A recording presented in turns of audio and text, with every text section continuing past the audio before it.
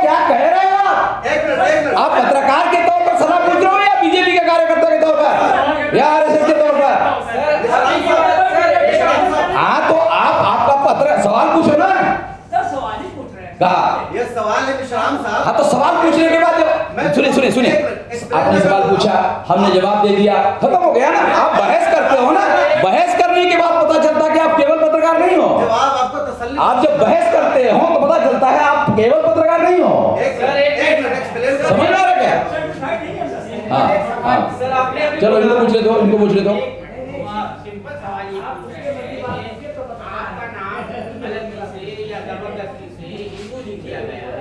तो आपके पास एक लीगल रेमेडी है, लीगल रिकोर्स है, आप लीगल रिकोर्स लेंगे या नहीं लेंगे, ये सवाल है। हाँ, तो ये पूछो ना। अब फॉर एग्जाम्पल, अब मैं समझदार हो गया हूँ, अपना फैसला करने लायक हो गया हूँ कि मैं हिंदू कैसे हो सकता हूँ, ऐसा मेरा सवाल है मेरे सामने। क्योंकि हिंदू शब्द का जो डिक्शनरी मीनिंग है वो तो गाली दे रहा है। हिंदू शब्द का जो डिक्शनरी मीनिंग है वो हमको गाली दे रहा है, तो हम गाली क्यों स्वीकार करेंगे? सर एक मिनट, गाली कैसे? अरे सुनिए, इनको बात करें, पहले बोलने दीजिए, आपको भी तो अलाउ है, आपको भी मौका मिलेगा। गाली कैसे बताएंगे? तो आप यही पूछ रहे सर आपसे। हाँ, कि जब आपके साथ आपका आधार कार्ड पे हिंदू लिखा हुआ है, ठीक है ना, तो अब आप ये बताइए कि आप आधार कार्ड बताओ, नहीं लिखा हुआ है, दिखाओ। ठीक है, नहीं लिखा होगा, लेकिन एक मिनट, अच्छी बात करते हैं। लीगल रिकोर्स लेंगे। क्या कॉन्स्टिट्यूशन में, आप ज्यादा जानकार है, किसी को जबरदस्ती किसी का धर्म बताने का अधिकार है? वो नहीं है, लेकिन नहीं है ना। हिंदू आप पूछो, आप पूछो, चलो इनको पूछो। अच्छा, आ रही है। आपने अभी कहा कि मैं छोटा था, 7 साल का था। मेरा एक एग्जाम्पल दिया भाई। 6 लाख 6.5 लाख गांवों में जो गांव देहात के लोग हैं अपने बच्चों का एडमिशन करने के लिए स्कूल में जाते हैं, वो सारी प्रक्रिया आपको पता है। एडमिशन कैसे होता है, कौन लिखता है। सर आप ही की बात पे बोल रहा हूँ, आपके साथ आपके पेरेंट्स गए होंगे, पूरा मत मानिए। एग्जाम्पल के तौर पर बोल रहा हूं। आपका कहने का मतलब ये है, इसका मतलब आपके पेरेंट्स ने गलत लिखवाया कि आप हिंदू हो? हाँ? उन्होंने लिखवाया हुआ ना। अरे तो डॉक्टर अंबेडकर कहते हैं कि मैं आज तक हिंदू था, अब मैं डिनाउंस करता हूं। आप समझते नहीं हो? ये तो ऐलानिया कहा था कि मैं डिनाउंस करता हूं। आप सीधे सीधे सवाल का जवाब ही नहीं दे रहे हैं। आपने सीधी बात बोल रहा हूं।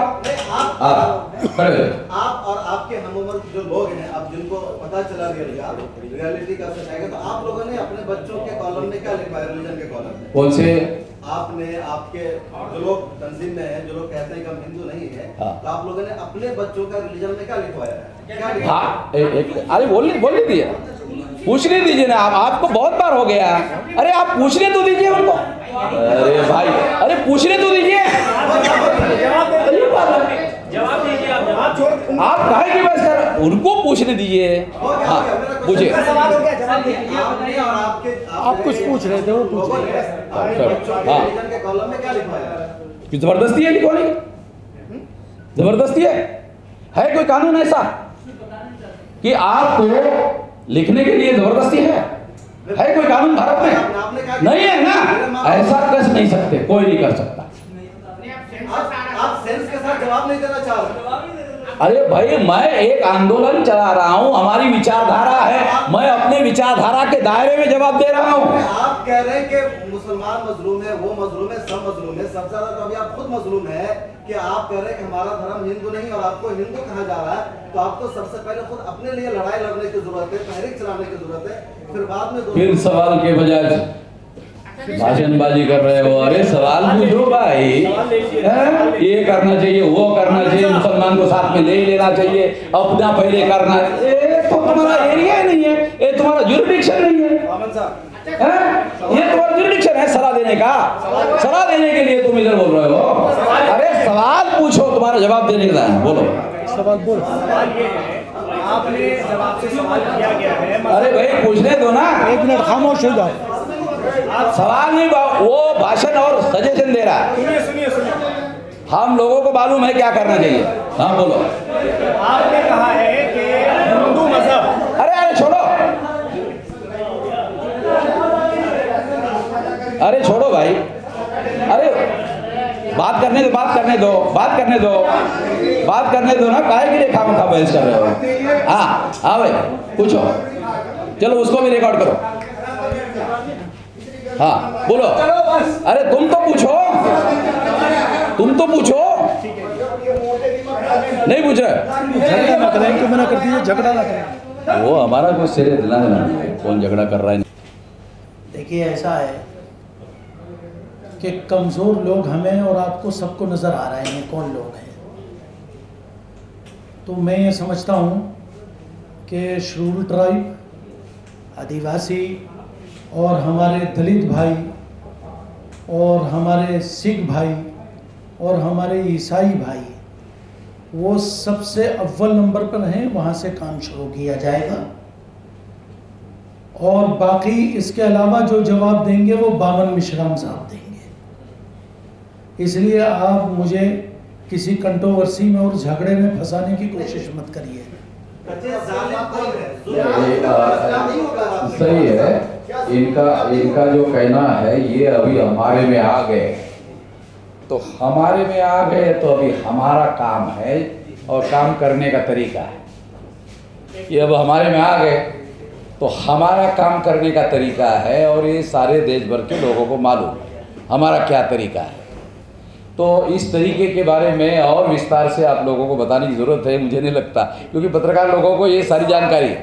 सवाल ये है कि आपने अभी अपनी प्रेस कॉन्फ्रेंस से ये कहा है प्रेस वार्ता में कि नुपुर शर्मा या इन जैसे जो भी लोग हैं वो दरअसल एक तरह से बेकसूर ही हैं। आप कह रहे हैं ऐसा कि बेकसूर है और कोई और है जो उनके पीछे काम कर रहा है। तो क्या आप विस्तार से बता पाएंगे कि अगर ये बेकसूर है तो फिर कसूरवार कौन है? और जिस जालिम की आप बात कर रहे हो, लफ्ज इस्तेमाल कर रहे हैं, खुल के जरा बताएंगे कि वो जालिम कौन है? वो जो नुपुर शर्मा पार्टी प्रवक्ता है, ठीक, तो वो अपनी बात तो कह रही थी, पार्टी की बात कह रही थी। पार्टी प्रवक्ता का मतलब है कि वो पार्टी के तरफ से अपनी बात कह रही थी। मुझे लगता है ये बात मेरे से पहले आप लोगों को ज्यादा जानकारी है। वो जो कार्यक्रम चल रहा था उस कार्यक्रम में नुपुर शर्मा शामिल नहीं थी, पार्टी प्रवक्ता नुपुर शर्मा शामिल थी। द डिफरेंस बिटवीन पार्टी तो बोली दिए नुपुर शर्मा के, पार्टी ने तो कहा कि कोई ताल्लुक एक इनको एक बोल दीजिए। पार्टी ने कहा ना फ्रिंज एलिमेंट में, तो हाँ, पार्टी ने कहा हमारा ताल्लुक नहीं फ्रिंज एलिमेंट में, पार्टी ने निकाल दिया। यही तो बहुत सारे, वो भी बहुत सारे विदेशी देशों का दबाव पड़ने के बाद पार्टी ने कार्रवाई की। ऐसे आप मीडिया वाले की लोग ही हम लोगों को बता रहे हैं, हम मीडिया में ही पढ़ रहे हैं। दूसरी बात कि अगर कोई कानून का अपराध किया जाता है तो आपराधिक कार्य करने वाले लोगों को पकड़ने की और सजा देने की जिम्मेदारी सरकारी स्तर पर जिन लोगों की है, सरकार ने तो किसी प्रकार की कार्रवाई की ही नहीं अभी तक। ये तो सुप्रीम कोर्ट भी कह रहा है। तो पार्टी की कार्रवाई और सरकार की कार्रवाई, कानून का उल्लंघन पार्टी का थोड़ी हुआ, कानून का उल्लंघन तो जो सरकार चला रहे उसका हुआ। तो सरकार ने किसी प्रकार की कोई कार्रवाई की अभी तक ये बात दिखाई नहीं दे रही है। तो ये एक निश्चित रूप से हम लोगों के लिए चुनौती की समस्या है। और आप लोग जानते हैं इस बात को कि जिसे दलित शब्द के तौर पर कहा जाता है, उनको संविधान में शेड्यूल कास्ट कहा गया है, उनके 1703 टुकड़े हैं। शायद ये जानकारी आपको होगी, हर राज्य में शेड्यूल कास्ट की जो लिस्ट तैयार की गई है, सारे देश की लिस्ट को मिला करके ये आंकड़ा बनता है 1703 जातियों का। और ये 1703 जाति के टुकड़े, ये 2-2.5 हजार साल के महान संस्कृति चलाने वाले जो लोग हैं, उनकी पैदाइश है, जो बहुत ज़्यादा जोर जोर से चिल्ला कर कहते हैं कि बहुत हमारी महान संस्कृति है, ये उसकी पैदाइश है। 1703 जाति के टुकड़े, और इंसान होने के बावजूद भी जिनका स्पर्श लेना भी बुरा माना जाता है, ये भी उसी संस्कृति का नतीजा है जो हमारे सामने है। तो ऐसे लोगों को जिनको 2-3 हजार साल से पढ़ने लिखने के अधिकार से वंचित किया था, और जिनको संविधान 26 जनवरी 1950 को लागू होने के बाद ये अधिकार मिला कानूनन, उसके बाद वो पढ़े लिखने के लिए दिशा में आगे बढ़ रहे हैं। उनको तो अपना दोस्त और दुश्मन अभी भी गांव में समझ में नहीं आता। वो तो केवल प्रभाव में काम करते हैं। मान लो उसके जाति का आदमी को एमएलए का टिकट दिया, ग्राम पंचायत का टिकट दिया, जिला पंचायत का टिकट दिया, वो तो उसको देते टिकट। वो ये थोड़ी देख रहे कि बीजेपी ने टिकट दिया, वो ये नहीं देखते कांग्रेस ने टिकट दिया। वो तो अरे मेरी जाति का आदमी है। इस रियलिटी को तो मेरे से ज्यादा पत्रकार जानते हैं। जो वोट पैटर्न है कैसे काम करता है, तो वो जो इमीडिएट सामने होता है वो उसके जाति का कैंडिडेट होता है, वो उस जाति के कैंडिडेट को देता है। वो बीजेपी के ऑब्जेक्टिव को फुलफिल करने के लिए दे रहा है, कांग्रेस के ऑब्जेक्टिव को फुलफिल करने के लिए नहीं दे रहा है। वो तो अपनी जाति बिरादरी के आदमी को वोट दे रहा है कि मेरा जाति का आदमी जो है कैंडिडेट चुन कर आ जाएगा, तो मेरा पुलिस चौकी का, बैंक का छोटा मोटा काम जो है मैं बोलूंगा तो कर लेगा। उसकी तो ये समस्या है। तो कोशिशें वहीं पर खत्म हो जाती है ना। अच्छा, अभी मैं आप लोगों को बता रहा हूं, मैंने आपको बताया, क्या बताया कि हम पढ़े लिखे लोग जो है उसी बिरादरी से संबंधित लोग, आपको अभी बताया कि 31 राज्यों में 567 जिलों में 4000 से ज़्यादा तहसीलों में 22,000 से ज़्यादा ब्लॉक में 1.5 लाख से ज़्यादा गाँवों में, और 2-3 बार तो मैं भारत बंद कर चुका हूँ। तो बेदारी बिल्कुल भी नहीं है, ये कहना पूरी तरह से उचित रही है। आपके प्रोटेस्ट में आपके जी भारत बंद दिखता नहीं है। भारत बंद का अनाउंसमेंट करना और भारत बंद में बहुत फर्क होता है। हाँ, ये बात तो सही है। आप लोग दिखाएंगे तो दिखाई देगा ना। असल बात तो दिखता नहीं है ना। आप लोग जो है, आप जिसका कुछ है नहीं उसका भी बड़ा चढ़ा कर दिखा सकते हैं। जब ग्राउंड में कुछ दिखाई नहीं देता तो कैसे दिखाएंगे? हाँ, ये बात सही है। भारत बंद का असर दिखाई नहीं देगा तो कैसे? हाँ, तो अगर आप, मैं अपने लोगों को सोशल मीडिया में आप देखें, अबे सरदार बताओ सोशल मीडिया में कितना दिखता है? तो जो चीज सोशल मीडिया में दिख रही है वो प्रिंट मीडिया और इलेक्ट्रॉनिक मीडिया में क्यों नहीं दिख रही? हाँ, ये सोचने वाली बात है कि नहीं? अरे भाई ये बोलने दीजिए, आगे इस बात भी आता हूँ मैं। सोशल मीडिया के जरिए आपके मौजूद। हाँ, तो सोशल मीडिया के है नहीं है। चलो अच्छी, ये तो बहुत अच्छी बात है। चलो इतनी ये तो बात है कि प्रेस क्लब तो सोशल मीडिया का अकेले का नहीं है, मगर मैं जितनी बार भी यहाँ प्रेस कॉन्फ्रेंस किया हूँ तो प्रिंट मीडिया के लोग और इलेक्ट्रॉनिक मीडिया के लोग जो है वो भी आमंत्रित है, ऐसा नहीं कि नहीं है। तो अखबार में अब छपेगा कैसे? छपेगा तो दिखाई देगा, बराबर। अब जो दृश्य है वो इलेक्ट्रॉनिक मीडिया में चैनल में दिखाई देता है, वो है ही नहीं, दिखाई कैसे देगा? सोशल मीडिया के लोग हैं वो वहां दिखाई दे रहा है। अब सोशल मीडिया के लोग दिखा कहाँ रहे हैं? भारत बंद है ही नहीं तो कहां से दिखा? है ही नहीं ना, तो भी दिखा कहां से? अच्छा, एक सवाल मेरा। नहीं, वो बात वो करेंगे, आपकी बात का जवाब देंगे। है ही नहीं भारत बंद, तो वो कहां से दिखा रहे? बनाव तो पैदा नहीं कर रहे सोशल मीडिया वाले। आप भी उसी लाइन पर चले गए। आप कह रहे सोशल मीडिया के लोग हैं, तो सोशल मीडिया के लोग भी झूठी खबरें प्रिंट मीडिया और इलेक्ट्रॉनिक मीडिया की तरह छाप रहे हैं क्या? मैं तो नहीं मानता। सोशल मीडिया के लोग बाकायदा दिखाई देता है। फॉर एग्जाम्पल मैं आपको बता रहा हूं, 31 राज्यों के 567 जिलों में हमारे सक्रिय कार्यकर्ता है, वो घर में बैठे हुए, भारत बंद में घर में बैठे, कुछ नहीं कर रहे। उनके साथ अलायंस की भी कोशिश कर रहे थे, समाजवादी के साथ, तो एमआईएम के साथ भी आपने कोशिश की। हालांकि आपके जो मौलाना बैठे इनके बेटे साहब देवबंद से चुनाव लड़ रहे थे, तो सोती मजलूमों की लड़ाई एमआईएम के साथ जाकर लड़ रहे थे। अभी आपके साथ है, कभी भाई के साथ है, कभी भाई के खिलाफ है।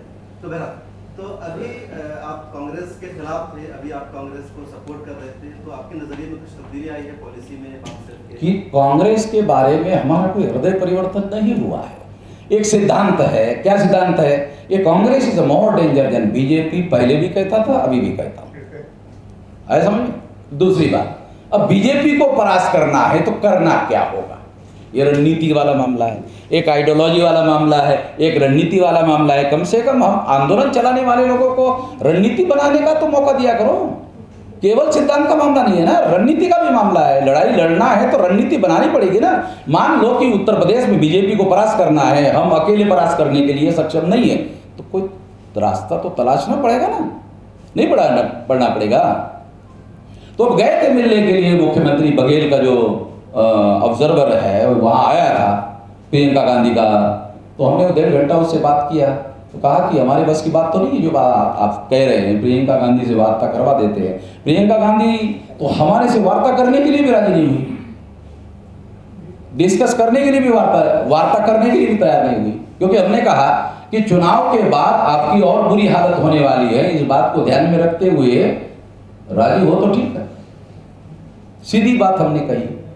अब सीधी बात कांग्रेस को हजम नहीं होती तो उसके लिए वो क्या कर सकते हैं, हम लोग क्या कर सकते हैं?